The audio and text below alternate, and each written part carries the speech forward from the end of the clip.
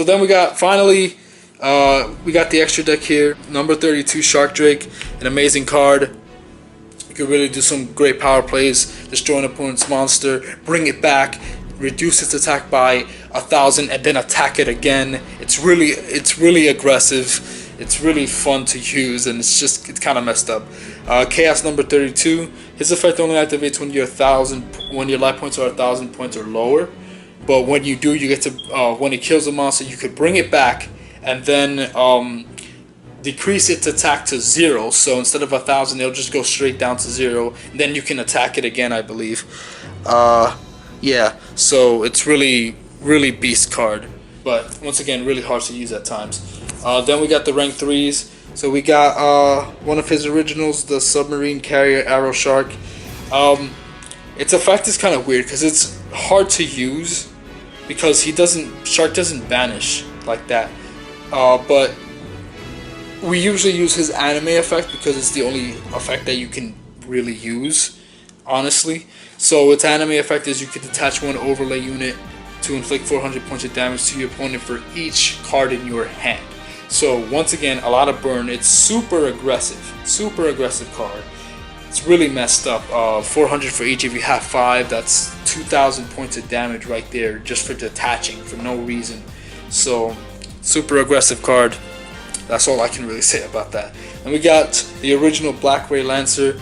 I love how he uses this card in the anime because number monsters cannot be destroyed, I think, by battle, except by other number monsters. So, and that's an actual effect. So he uses this card to negate that effect, negate the effect of the number monsters to get over them. So that's another thing. He's a strategic player. So the way he did that was so excellent. When he first did it, it was like, wow, that was such a smart move. He found a way to get around the numbers without actually using one, and it was really cool.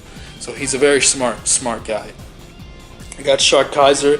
This was used once again in Zexal 2nd. Okay, so you summon this with 3 or more level 3 monsters, max 5. So yeah, it's a lot. Once per turn, you can detach 1 Xyz material from this card, place 1 shark counter on this card. If this card attacks or is attacked, it gains 1,000 attack for each shark counter on it during damage calculation only. So yeah, this is another rank 3 play. Really good card. It really gets really beefy. My friend Mikey was using it against us, and he got up to like 4,800 attack during the damage step, and it was ridiculous. It was ridiculous. But yeah, super good card. To the side deck, we got the spell card Xyz Shift. If you control 2 or more Xyz, you can detach 2 materials from one of them to draw 2 cards. Xyz Crown, you equip this to an Xyz monster, and that Xyz monster's rank becomes a level instead. So instead of rank 3, it'd become a level 3, and then you can use that for an Xyz material, and if you do, it's treated as 2 materials. So another really powerful, good card right there. Armored Xyz, I forgot what this card did. Target 1 Xyz monster in your graveyard. Equip that target to 1 face-up Xyz monster you control. While equipped with that monster, the equipped monster's name and attack becomes the same as that target. During your battle phase, if the equipped monster attacks, you can send the monster equipped to it to the graveyard. That monster can attack once again. So yeah, it basically works like this. You can say this is in the graveyard, this is on the field. You target the Xyz monster in the graveyard, equip it to the one on the field, and then the equipped monster gains its name and attack becomes the same. So it would become this card's attack. So let's say you got Shark Drake, you equipped it to Black Ray Lancer, its name now becomes Black Ray Lancer, and its attack becomes 2,800. So it basically copies it to him. So it's a really interesting and unique card. There's a lot of cool combos that you could possibly do with that in like tag battles with other players. Yeah. Then we got Different Dimension Trench. When this card resolves, banish 1 water monster from your hand or graveyard or face up on the field. Then when this card leaves the field, you can special summon that banished monster. Then we got Book of Moon. He used this like not recently at all, but like in his past deck that he used, I think, in a tournament once.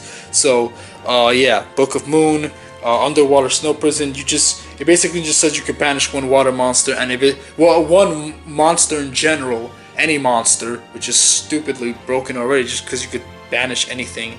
And then if it's a water monster, then I take 1,000 points of damage. So if you banish one of your own monsters, you'll take damage. So it's risky on you, but you could banish anything on any monster on the field. So yeah, it doesn't really have much of a fail, because you could just target your opponent's monster and then, you know, banish it. Fish Rain, Explosive Urchin, Splash Capture, Xyz Dimensional Splash. You can't even use this trap card. Because it requires itself. It needs to be banished in order to activate it, which is, it's very rare that something like that's gonna happen. And when you do, you special summon 2 level 8 monsters, which is that big level 8 shark monster that he used against Dr. Faker. But he can't even use that himself, because he actually summoned it onto the field so that Kaito could use it during the duel with Dr. Faker. So he could, you know, take those 2 level 8 monsters and summon, you know, Galaxy Eyes or Neo Galaxy Eyes. So he used this card to help out Kaito in the duel. So, but he himself can't even really use this card. So it's kind of, I just added it there because it's one of the cards that he used in the beginning. Extreme Power Pressure, another anime card. Target one monster you control, destroy it, and if you do, send it to the graveyard, then draw 1 card. So you just pop one of your own cards and then draw a card. One of your own monsters and draw a card. So this card is Final Offering, the final card in the side deck. During the battle phase, target 1 card in your hand, add it to the other player's hand, and end the battle phase. So if you're in a really tight spot and you have a card in your hand, you could just give it to your opponent just to end the battle phase if you want. So, you know, it is what it is. Pretty interesting. Alright, so that's the side deck, main deck, and the extra deck right here. I'm gonna put Shark Drake right here in the front.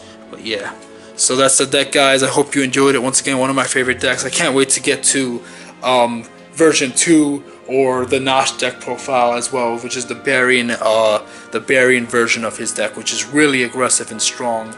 I'll get to that at some point. I'm not sure if I want to do a version 2 then the Nash, or if I just want to do a Nash with everything together. I'll figure it out. But yeah, this is what I have for you guys. I hope you guys enjoyed this deck profile. Sorry it was kind of messy with the focusing on my camera. Like, comment, subscribe. Tell us what you guys think. Did you enjoy it?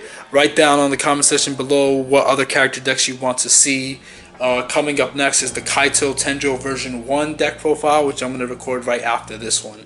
So yeah, see you guys. God bless you guys. Thank you so much for all your support. We really appreciate it, and we're doing this for you guys. So we're glad that you're enjoying it.